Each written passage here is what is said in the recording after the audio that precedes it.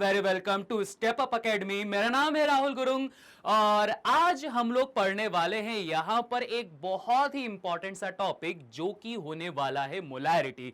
अच्छा, ये बात ध्यान रखना, चाहे ऑर्गेनिक हो, इनऑर्गेनिक हो, फिजिकल केमिस्ट्री, कुछ भी क्यों ना हो, ये जो टॉपिक होता है मोलैरिटी हर जगह बहुत ही ज्यादा इंपॉर्टेंट रोल प्ले करता है। रीजन बड़ा सिंपल सा है कि यह ध्यान रखना कि जब कभी भी कोई केमिकल एक्सपेरिमेंट किए जाते हैं केमिस्ट्री की किसी भी फील्ड में, तो यार ऐसा नहीं है कि घर की बात चल रही है, आपने क्या कर दिया कि जैसे नमक डाल देते हैं स्वाद अनुसार, तो वैसा आपने हर केमिकल्स को स्वाद अनुसार या जैसी आपकी श्रद्धा भक्ति थी वैसे आपने मिला दिया। ऐसा नहीं होता है। अगर ऐसा करोगे तो जो डिजायर्ड प्रोडक्ट होता है वो नहीं मिल पाएगा। सो इसी वजह से जब कभी भी केमिस्ट्री के अंदर एक्सपेरिमेंट किए जाते हैं तो बहुत ही एक्यूरेसी के साथ में आपको केमिकल्स को लेना पड़ता है और इसके लिए जरूरी होता है मेजरमेंट। और मेजरमेंट में सबसे पहली चीज क्या आती है? मोलैरिटी। क्योंकि यह ध्यान रखना कि केमिस्ट जो होते हैं बड़े ही एक्यूरेट मेजरमेंट करते हैं। हम लोग नंबर ऑफ मोल्स पे बात करते हैं, ठीक है, वो भी अभी आएगा, टेंशन नहीं लेना, वो भी कॉन्सेप्ट आएगा अभी। चलिए फटाफट से पहले शुरुआत कर लेते हैं कि हमारा टॉपिक क्या है। तो हमारा टॉपिक है मोलैरिटी। इसको शुरू करने से पहले ध्यान दीजिए, एक बहुत ही आईएमपी पॉइंट, भयंकर वाला इंपॉर्टेंट पॉइंट लिखा हुआ है। और वो क्या लिखा हुआ है कि सर जो मोलैरिटी होती है वो कंसंट्रेशन की टर्म होती है। कंसंट्रेशन की भी ये एक ऐसी टर्म होती है जो कि टेम्परेचर डिपेंडेंट होती है। ठीक है, पता ही होगा यार, कंसंट्रेशन की भी दो टर्म होती है, एक टेम्परेचर पे डिपेंडेंट होती है, एक टेम्परेचर पे इंडिपेंडेंट होती है। तो ये कौन सी वाली है? ये है टेम्परेचर पे डिपेंडेंट। क्यों, कैसे, अभी जानेंगे। ठीक है, देखिए जी, मोलैरिटी का फॉर्मूला क्या हुआ? Number of moles of solute upon में volume of solution in litre. और ध्यान रखो, ये जो वर्ड आया है ना वॉल्यूम, इस वॉल्यूम की वजह से ही यहां पर इसे क्या कहा गया है? Temperature dependent. क्यों? क्योंकि हम लोगों ने पढ़ के रखा हुआ है टेम्परेचर को जैसे ही बढ़ाया जाता है तो क्या होगा?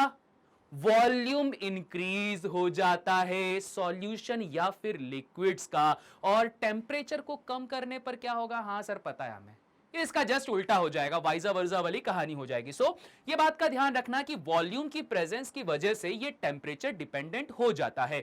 अब बात करते हैं, चलो sir volume of the solution in litre हमें पता चल गया, अब number of moles of solute मतलब क्या? तो जल्दी से इसे भी जान लेते हैं हम लोग। बड़ा आसान सा है यार, बहुत आसान है। सबसे पहली चीज, यहां पर दो चीजों को कंबाइन किया गया है। किस किस को? एक तो है आपके पास में सॉल्यूट और दूसरा आपके पास में क्या है?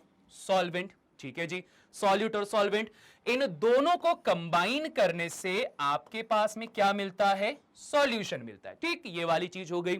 अब बात करते हैं कि हम लोगों ने यहां पर क्या करके रखा है? दो चीजें ली है। सॉल्यूट पर ले लिया, सपोज मैंने सोडियम क्लोराइड, और सॉल्वेंट पर क्या ले लिया है मैंने? वाटर ले लिया। तो यहां पर सॉल्यूशन क्या बनेगा? सर नमकीन पानी बन जाएगा, सबको बच्चे बच्चे को पता है। तो देखो सॉल्यूट का जो ये जैसे NaCl है ना, तो इसका जो अमाउंट रहेगा या फिर इसकी जो क्वांटिटी होगी हम उसे किस में कंसीडर करेंगे? उसे ही number of moles of solute में कंसीडर करते हैं। अब देखो जरा समझना कि यहां पर अब कॉन्सेप्ट क्या आया? नंबर ऑफ मोल्स का। तो जरा इस बात को ध्यान देना कि जब कभी भी नंबर ऑफ मोल्स की बात की जाती है तो नंबर ऑफ मोल्स के लिए सबसे इजी फॉर्मूला बता रहा हूं मैं। भूल जाओ, किताबों में बहुत सारी टर्म लिखी हुई रहती, लोग बहुत कंफ्यूज करते हैं। मैं बता रहा हूं सबसे सिंपल, इससे सिंपल तुम्हें कहीं भी नहीं मिलेगा। सबसे सिंपल क्या हो जाएगा? सर एक फॉर्मूला याद रखो, given mass divided by molar mass. ठीक है, बस ये फॉर्मूला ध्यान रखना, given mass by molar mass. Given mass मतलब क्या सर? जो भी एक्सपेरिमेंट करो, सोडियम क्लोराइड लो, HCl लो, चाहे आप यहां पर अमोनिया लो, कुछ भी ले लो, पर उसका कोई अमाउंट तो होगा, कोई गिवन अमाउंट होगा। तो जो भी कुछ उसका गिवन अमाउंट या गिवन मास होता है तो वहां पर इसको आपको लिख देना है गिवन मास। अपॉन में क्या आ गया है हमारे पास में? Molar mass. अब मोलर मास मतलब क्या, जरा इसे समझ लेते हैं। ध्यान दो इस बात को कि अगर आपके पास में 1 मोल सोडियम क्लोराइड है, ठीक है, तो इसका मास कितना हो जाएगा सर? सोडियम का मास होता है 23, क्लोरीन का मास होता है 35.5। ये कहानी हो जाती है। बट एक पॉइंट ध्यान रखना, ये एक मॉलिक्यूल का मास नहीं है, ये किसका मास है? 1 मोल सब्सटेंस का। और 1 मोल सब्सटेंस मतलब क्या? 1 मोल सब्सटेंस मतलब क्या सर? हमें पता है, ये तो बहुत पहले बच्चों को मालूम है कि 1 mole is equal to 6.022 into 10 to the power 23 particles. जब इतने सारे सोडियम, इतने सारे क्लोरीन को आपस में कंबाइन करके इतना सारा NaCl बनाओगे, तभी जाके उसका मास आता है, जो कि हम लोगों को यहां पर गिवन मास में लिखना रहेगा। ठीक है, बड़ा आसान है। चलिए जी जरा चेक कर लेते हैं, सिंपल सा इसको ऐड कर देते हैं तो कितना आ जाएगा सर? यहां पर आ जाएगा 58.5। क्लियर हो गई बात? क्या आ जाएगा? 58.5। बस ये क्या हो गया? ये हो गया आपके पास में मोलर मास। ठीक है, अच्छा यहां पर मोलर मास निकालना आ गया तो जल्दी से कमेंट बॉक्स में एक मोलर मास मुझे निकाल कर बताओ। वीडियो को तुरंत पॉज कर दो, सल्फ्यूरिक एसिड का मोलर मास निकाल के बताओ। हिंट दे देता हूं, हाइड्रोजन का हमें पता है 1 मोल हाइड्रोजन का मास होता है 1। अगर एक सल्फर लिया जाए तो एक सल्फर या 1 मोल ऑफ सल्फर का मास होता है 32 और 1 मोल ऑफ ऑक्सीजन का मास कितना होता है 16। तो जब आप कैलकुलेट करोगे तो कैलकुलेशन पे क्या मिलेगा? 2 हाइड्रोजन है, एक सल्फर है और 4 ऑक्सीजन है।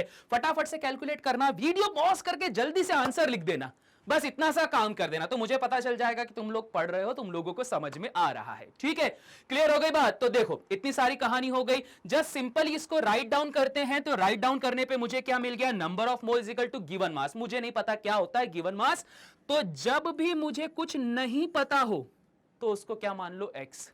ठीक है, क्या मान लो? एक्स मान लो। मुझे नहीं पता कौन है वो, तो जब नहीं पता कौन है वो, तो वो मेरी एक्स थी। चलिए जी आगे बढ़ते हैं। ये लिख दिया हम लोगों ने एक्स, अब क्या आएगा अपॉन में? Molar mass. तो मोलर मास को मैं mm लिख देता हूं। ठीक है, मोलर मास को क्या लिख दिया? mm लिख दिया। अब बात करते हैं आगे, मल्टीप्लाइड बाय 1 अपॉन में वॉल्यूम ऑफ सॉल्यूशन। बट किस में आ जाएगा सर? ये वॉल्यूम ऑफ सॉल्यूशन आ जाएगा लीटर के अंदर। ठीक है, इस बात का ध्यान रखना। अब अगली चीज हमारे पास में क्या हो जाएगी कि सर ये वाला फॉर्मूला प्रैक्टिकली यूज नहीं किया जाता, इस बात का ध्यान रखना। अगर ये वाला फॉर्मूला यूज नहीं किया जाता है तो फिर उस सिचुएशन पे क्या होगा सर? बड़ा आसान है, इसको लिख दो x अपॉन में मोलर मास। सारी क्वांटिटी एक्चुअल में छोटी छोटी होती है ना, तो इसीलिए वॉल्यूम ऑफ द सॉल्यूशन जो होता है उसको मिलीलीटर में लिखा जाता है, इस बात का ध्यान रखना। मिलीलीटर में जैसे ही आप लोगों ने यहां पर लिख दिया, अब ये वो फॉर्मूला है जो कि आपको यूज करना है। क्लियर हो गई बात? फटाफट से जरा इसका तुम लोग स्क्रीनशॉट लो, और स्क्रीनशॉट लेने के बाद में अब इस पे क्वेश्चन भी हम लोग सॉल्व कर देते हैं। ठीक है जी, स्क्रीनशॉट ले लिया, थोड़ा सा मैं साइड हट जाता हूं। चलिए स्क्रीनशॉट ले लिया, बढ़िया समझ में आ गया फॉर्मूला कौन सा यूज करना है। Given mass molar mass is equal to 1000, sorry equal बोल रहा हूं, मल्टीप्लाइड बाय 1000 अपॉन में volume of solution in millilitre. अब इसी फॉर्मूले का यूज करते हुए एक बहुत बहुत बहुत ही ज्यादा इंपॉर्टेंट क्वेश्चन करवाने वाला हूं।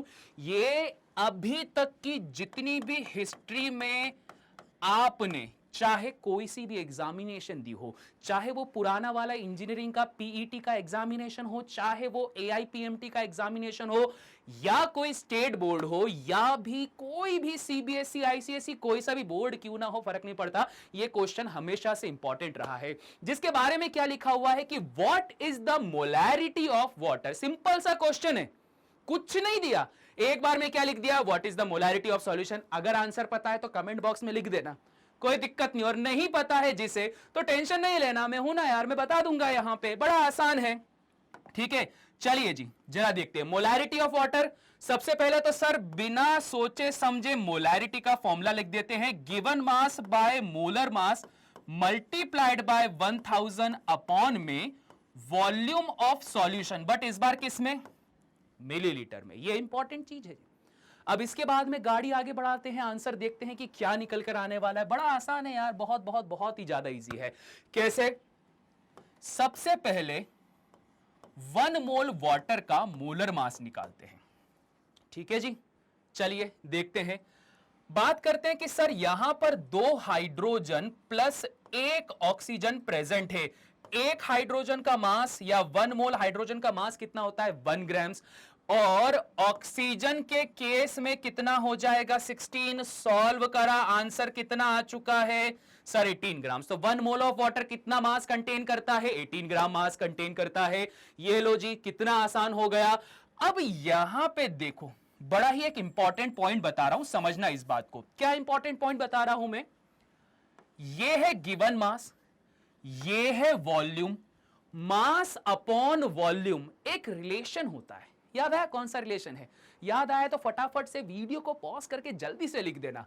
कौन सा वाला होता है रिलेशन? सर बड़ा ही आसान है, हम लोगों ने पढ़ के रखा हुआ है डेंसिटी। और अगर चाहे वो डेंसिटी ऑफ वाटर हो जाए तो भी कोई फर्क नहीं पड़ता, फॉर्मूला तो वही होने वाला है, मास अपॉन में वॉल्यूम होने वाला है। बट अब फर्क कहां पड़ेगा जरा वो समझना। फर्क यहां पड़ेगा कि जो वाटर की डेंसिटी होती है वो 1 होती है। ठीक है, वाटर की डेंसिटी क्या होती है 1, जिसका मतलब यह होता है चाहे आप 1000 ग्राम्स ऑफ वाटर ले लो या आप 1000 ml ऑफ वाटर ले लो, दोनों सेम क्वांटिटी को वहां पर कंटेन करेंगे, दोनों ही बराबर है। चाहे मास ले लो चाहे यहां पर आप वॉल्यूम ले लो, दोनों सेम है, कोई टेंशन वाली बात नहीं। इसी वजह से डेंसिटी कितनी हो गई 1, तो मास अपॉन वॉल्यूम कितना हो गया 1। फटाफट फुर्ती से लिखते हैं यहां पे, तो क्या आ जाएगा molarity of water is equal to density हो गया मेरे पास में 1, ये हो चुका है 18 मल्टीप्लाइड बाय 1000। फटाफट फुर्ती से सॉल्व करो, आंसर कितना आ रहा है 55.55, ये आंसर आ रहा है ना? कितना इजी है। क्वेश्चन में क्या दिया था, what is the molarity of water, एक लाइन लिखकर खत्म कर दी। और उसके बाद में हमसे क्या बोला, हमसे उम्मीद कर रहे थे कि हम इतना सारा आंसर निकाल के दिखाएंगे। कोई टेंशन वाली बात नहीं यार, है राहुल सर से तुम पढ़ रहे हो, राहुल सर से पढ़ने के बाद में भी तुमको अगर ऐसे क्वेश्चन नहीं बनने तो फिर बात ही क्या रह जाएगी यार। ठीक है, क्लियर हो गई बात, कितना इजी क्वेश्चन था। अब फटाफट से इसका भी स्क्रीनशॉट ले लो। ठीक है, स्क्रीनशॉट लिया, चलिए जी।